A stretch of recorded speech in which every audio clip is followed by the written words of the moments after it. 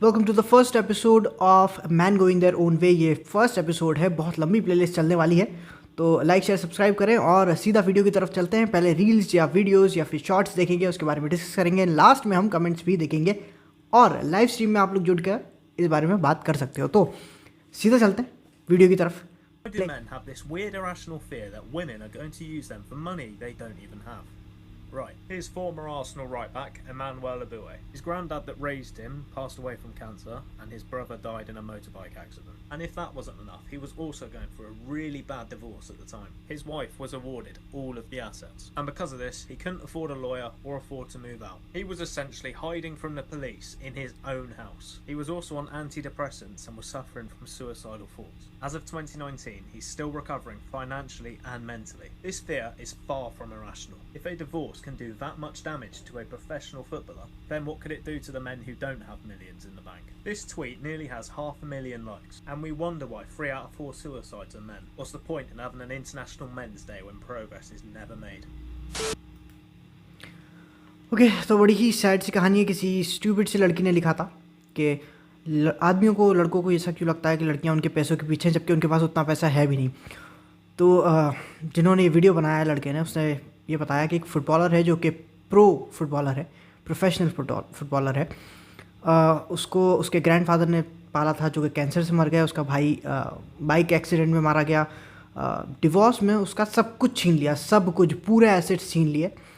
और उसके बाद भी उससे कहा कि तुम एलिमनी दो, और वो अपने ही घर में पुलिस से छुप रहा था। सुसाइडल थॉट्स और मेंटल हेल्थ, सब कुछ, मतलब सब कुछ छिन जाए आदमी का तो क्या बचे उसके पास। वो अभी भी रिकवर कर रहा है मेंटली और फाइनेंशियली। तो यार देखो, विमेन के पास जो चीज़ है ना, वो उसके पीछे नहीं है, जो चीज़ नहीं है वो उसके पीछे है। उनके पास आदमियों की कमी नहीं है, लाइन लगा कर खड़े हुए हैं लोग। विमेन के पास कमी होती है रिसोर्सेज की, वो उन्हें चाहिए। तो जो तुम्हारे पास पैसा है, दौलत है, जो भी चीज़ है, वो उसके पीछे है, राइट। तो मेरी एडवाइस यही रहेगी कि शादी करने से पहले 10 बार, 50 बार, 500 बार देखो कि लड़की कैसी है, उसके घर वाले कैसे हैं। ये नहीं कि उठे और चल दिए कि बस अरे मोहब्बत हो गई थी हमें। मोहब्बत बहुत भारी प्राइस चुकाना पड़ेगा भाई साहब। आगे चलते हैं, दूसरा वीडियो देखते हैं।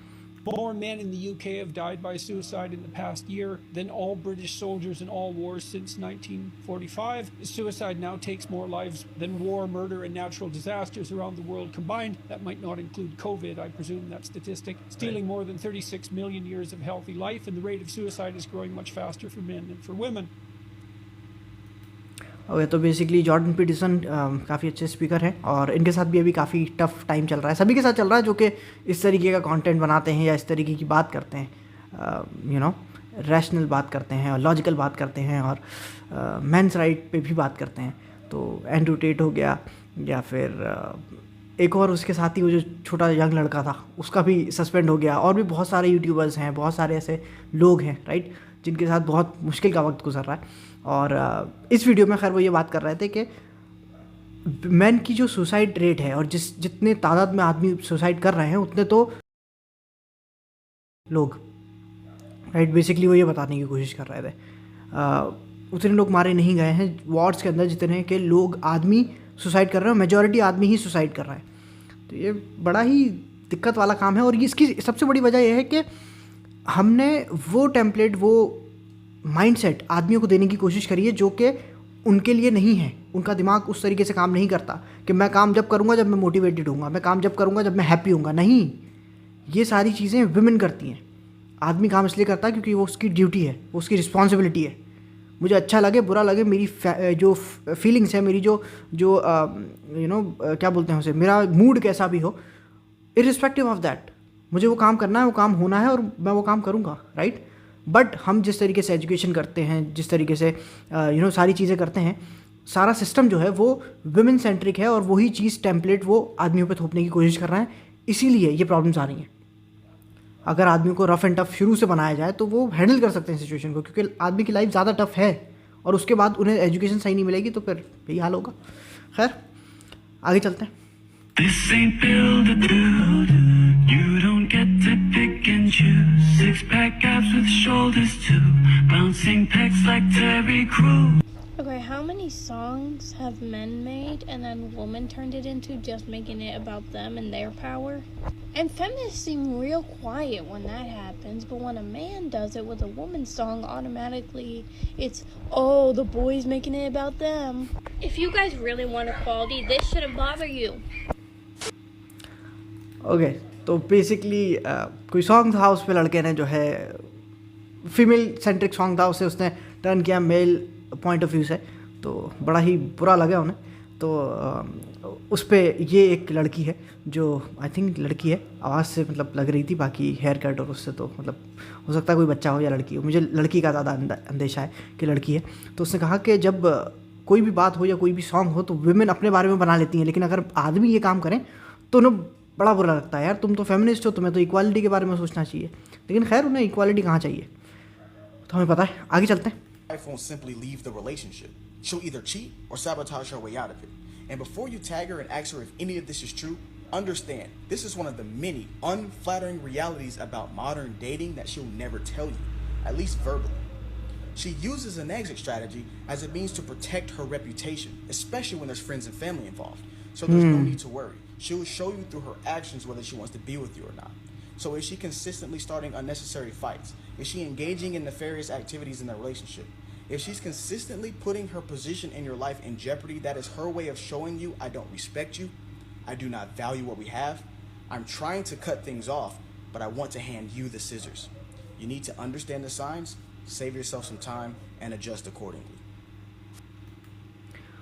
ओके, तो बेसिकली देखो, इसलिए हमने ये सीरीज़ शुरू की है ताकि मैन को एक्सपीरियंस मैन और जिनके साथ कुछ सिनारियोज़ हुए हैं पर्टिकुलरली, वो अपनी पर्सपेक्टिव, अपना पॉइंट ऑफ व्यू बता सकें और उससे हम सब सीख सकें, राइट। मतलब ठीक है, मैंने थोड़ा बहुत पढ़ा है, ठीक है, थोड़ा बहुत मुझे पता है, मेरी ज़िंदगी से पता है, लेकिन पॉइंट इज़ कि और भी बहुत सारे आदमी हैं ना जो इन चीज़ों से गुजरे हैं, जो कि उन चीज़ों से गुजरे हैं जो हमें नहीं पता, तो क्यों ना उनकी राय भी सुनी जाए। मैं अपना कंटेंट भी लेके आऊँगा जो मैं बताना चाहता हूँ, लेकिन इससे क्या, मैं भी सीख रहा हूँ और आप भी सीख रहे हो, राइट। तो ये चीज़ ज़्यादा ज़रूरी है। अच्छा, दूसरी इंपॉर्टेंट चीज़ ये है, उन्होंने बात ये करी कि जब लड़की रिलेशनशिप छोड़ना चाहती है तो वो खुद नहीं छोड़ के जाएगी, वो पहले बहस करेगी, लड़ाइयाँ करेगी, आपको गलत ठहराएगी और हर वो हरकत करेगी, आप पे चीट करेगी, आपकी जान खतरे में डालेगी, ठीक है। वो कहीं ना कहीं ये बताना चाहेगी और जताना चाहेगी और साबित करना चाहेगी कि गलती आपकी है, आप रिलेशनशिप छोड़ के जाना चाहते हो, देखो आप सही नहीं कर रहे हो, ताकि वो विक्टिम प्ले कर सके सबके सामने। ख़ास तौर पे अगर उसकी फैमिली इन्वॉल्व है, उसके फ्रेंड्स के सामने कि देखो मैंने तो बड़ी कोशिश की थी लेकिन वो लड़का ऐसा निकला, राइट। क्योंकि वो अपने ऊपर नहीं लेना चाहती रिस्पॉन्सिबिलिटी और वुमेन वो हैंड इन हैंड नहीं जाते, तुम्हें पता है ना, क्रिप्टोनाइट है वो उनका। तो ऐसा ही है, women are basically children in adults body, हम ये बोल सकते हैं एक तरीके से, राइट। तो इस तरीके की वो हरकतें करती हैं। अगर तुम्हारी जो गर्लफ्रेंड है, तुम्हारी साथ जो पार्टनर है फीमेल, अगर वो अननेसेसरी फाइट्स में इन्वॉल्व हो, नाइट क्लब्स में या बाहर कहीं, जिससे तुम्हें लड़ना पड़े किसी और आदमी के साथ, ट्रस्ट मी, वो ना तुम्हें रिस्पेक्ट करती है ना ही तुमसे प्यार करती है। क्योंकि इमेजिन करो अगर कोई वाइफ हो और उसके हस्बैंड की लड़ाई हो, फ़ौरन बीच में आके लड़ाई रोकती है, राइट। फ़ौरन लड़ाई रोकती है कि नहीं मत लड़ो, क्योंकि उसकी लाइवलीहुड उस आदमी से जुड़ी हुई है, उसकी ज़िंदगी, उसका सर्वाइवल जुड़ा हुआ है, तुमसे नहीं जुड़ा है। अगर तुम आज मर जाओ तो कल शाम को दूसरे दिन वो कहीं और किसी और के साथ होगी, इट्स अ फैक्ट। तो लड़कियों के चक्कर में जाके लड़ना बंद कर दो, ये बहुत ही बड़ी बेवकूफ़ी है, ठीक है। आगे चलते हैं।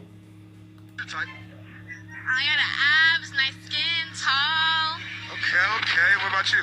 Man, I like me something real slim, you know what I'm saying? I like me something, big bone, real slim. Oh, that's body shaming. Tell me how you just said the same thing I did, so how's that body shaming? Respectfully. Cause guys don't have feelings. Like, it's not getting fuck with guys. We body shaming all these girls. You gotta look nice for your girl. Yo, madam. Okay, देखा, आंखें खुलेंगी हम सबकी ये देख देख के, इसलिए मैं कह रहा हूँ देखो और शेयर करो, ताकि तुम्हारे दोस्त भी ये चीज़ देखें और समझें। जितनी अर्ली तुम ये बातें समझ जाओगे, सीख जाओगे ना, उनका माइंडसेट, उनकी मेंटालिटी, जिस तरीके का उनका पर्सपेक्टिव है लाइफ को लेके, जो उनकी रियलिटी है, उतना ही तुम बेटर डिसीजन ले पाओगे। तो मोहतरमा से पूछा इंटरव्यूअर ने कि किस टाइप के लड़के आपको पसंद है, उन्होंने कहा tall, broad shoulders, 6 pack abs वगैरह वगैरह। और लड़के से पूछा तो उसने कहा थिन, स्लिम। तो लड़की ने कहा नहीं, तुम ऐसा नहीं बोल सकते, तुम लड़कियों को ऐसा नहीं बोल सकते क्योंकि वो बॉडी शेमिंग हो गई। अरे अभी तुम भी तो गिना रही थी कि तुम्हें क्या पसंद है, अब मैंने गिना दिया तो वो बॉडी शेमिंग हो गई। तो लड़की ने रिस्पॉन्स कमाल का दिया है, कमाल का रिस्पॉन्स है। लड़कों के पास फीलिंग्स थोड़ी होती, ये रिप्लाई है उनका, लड़कों के पास फीलिंग्स थोड़ी होती। तो इसीलिए मैं कह रहा हूँ कि देखें, सीखें, समझें, बात करें, लाइव स्ट्रीम में ज्वाइन करें और साथ ही साथ शेयर करें। आगे चलते हैं। Literally, listen. Peep the video that I posted last week, right? I'm gonna play a clip now. As you know, through society, men are taught not to express their emotions. But there is a difference between that and then you having things like feminism and the modern woman, which teach women that men don't have feelings. What did I say? What did I say? Now you're seeing it in real life. Some of you girls really ain't shit, man. No cap. How are you expecting us to consider our feelings when a lot of you think we don't have any? Make this make sense, please. The ladies that do understand or at least trying to make an effort, please teach them. Okay, तो basically भाई साहब ने भी यही कहा कि भाई एक तरफ तो कहती हैं कि फीलिंग्स दिखाओ, लड़के अपनी फीलिंग्स दिखाएं, मॉडर्न फेमिनिज्म, फीलिंग्स दिखाएं, फीलिंग्स शो करें, it's okay to cry, it's okay to share your feelings वगैरह वगैरह। और दूसरी तरफ यही लड़कियां कहती हैं कि जी मैन डजंट हैव फीलिंग्स। तो क्या चाहती क्या हो? ठीक है, आगे चलते हैं। एक मिनट रुक जाओ, पढ़ लें इसको। I knew this generation was screwed but when girls start looking forward to being a ho in the summer I lost all hope. हाँ ठीक ठीक, आगे ये भी ठीक है, आगे चलते हैं। Let me ask you a hypothetical question. If all the women in the world had high body count and they realized that sleeping around doesn't provide them the life they want and they need a high value man, what would happen? Well, if you're on my page or you follow me, you're most likely a high value man. You're articulate, intelligent, you have high ambitions, and you value facts over feelings. So what happens when this woman who's been sleeping around approaches you, trying to pursue interest in you? Well, most likely you would say, no thank you, I disagree with the life you led, I'm not interested. How's that going to affect her? Well, I would argue it's going to drastically change her behavior. Imagine a world in where women realize that getting the man and getting the life they want isn't a result of sleeping around. In fact, it's a result of being modest. Well, I would suggest that'd be a much far better world to live in. So don't resort to name calling because eventually they'll see the truth. Okay, तो भाई साहब ने बड़ी ही अच्छी बात करी है। अगर वुमेन को एक बात समझ में आ जाए, कोई समझा दे किसी तरीके से कि देखो लड़कों को एक्सपीरियंस वुमेन नहीं पसंद है, लड़कियों को एक्सपीरियंस मैन पसंद है। It's the exactly opposite. ठीक है, अगर तुम्हारी हाई बॉडी काउंट है, तुम्हारे पास बहुत सारे बॉयफ्रेंड रहे हैं, तुम बहुत सारी रिलेशनशिप्स में रही हो, तो वो तुम्हें क्वालिफाई नहीं करता, वो तुम्हारा रेज्यूमे इम्प्रूव नहीं करता। ठीक है, लेकिन अगर लड़के के साथ ये सेम सिनारियो हो तो वो उसका इम्प्रूवमेंट हो जाता है, उसका जो लेवल है वो बढ़ता है, क्योंकि लड़कियाँ एक्सपीरियंस आदमी चाहती हैं। क्यों? क्योंकि सर्वाइवल में हेल्प करेगा वो, और भी 10 चीज़ों में हेल्प करेगा उसका एक्सपीरियंस। तुम्हारा एक्सपीरियंस मतलब ये है कि it will create more problems in the relationship. तो लड़के ढूंढते हैं ब्लैंक पेज और लड़कियां ढूंढती हैं फुल बुक। ठीक है, तो इस तरीके की कुछ बात है। आगे चलते हैं।